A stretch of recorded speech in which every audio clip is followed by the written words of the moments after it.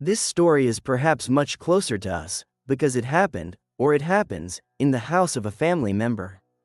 It is in Tijuana, Baja California, in one of the oldest neighborhoods of the city, a few minutes from the airport. The property was acquired by my family in the 60s, and this is the story. A few days ago, my family and I gathered for dinner. The night, the coffee, and the rain. We ended up talking about horror stories, about legends and tales of apparitions that had occurred near us. And then the story of the old grandmother's house came up, a story I didn't know in depth until that night. Our grandmother bought that house in the mid-60s. She was of humble origin and it was her first big investment. It was the first of her family to own a house in this city. When she moved in, she was accompanied by her children and her mother, an old woman from a small town in the center of the country. Our great-grandmother died before my brothers and I were born. From the photos, we know her as an old woman with very long, completely white hair. She walked a little stooped with age. She died only a few years later. My grandmother died in the early 90s. Her house always scared us when we were children. At parties, for example, nobody wanted to go in alone. I always felt the presence of someone else in that place, watching me. Once one of my cousins stayed there overnight. The next day he wanted to return to his own house and refused to stay. His mother told us days later that my cousin had said an old woman with white hair was watching him all night, standing in front of his bed. When tiredness finally overcame him, the old woman began whispering things in his ear so he couldn't sleep. It became common among my family, when we went to check the house while it was empty, to see the figure of the old woman walking through the corridors, entering rooms, hiding behind doors. But with the children it was always closer. All, without exception, all the children born after my grandmother's death had some contact with her. She appeared when they were alone in a room to smile and talk to them. Sometime later we started using the house again. All of us lived there at one point. One of my sisters lived there for several years with her family.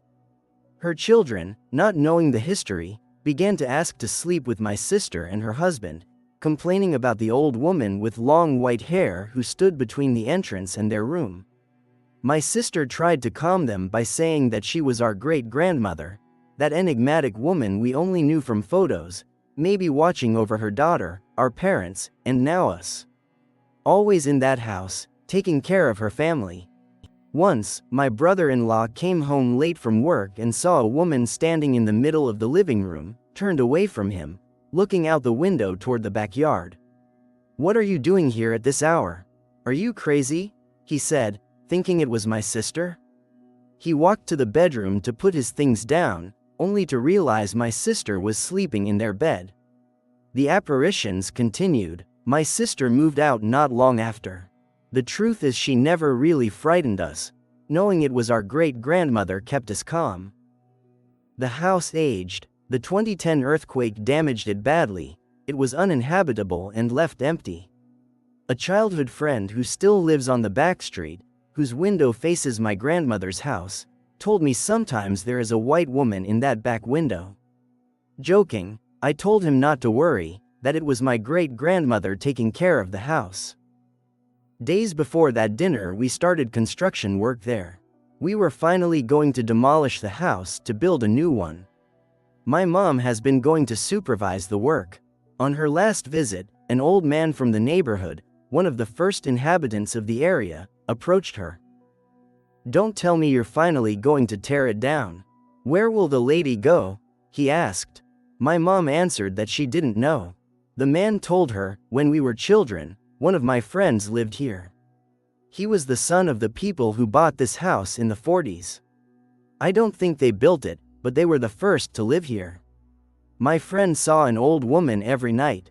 They didn't believe the parents until she disappeared from everyone. I watched them sleep. They looked at her standing in the hallways. They were scared and a long time later they sold the house. Then your grandmother came."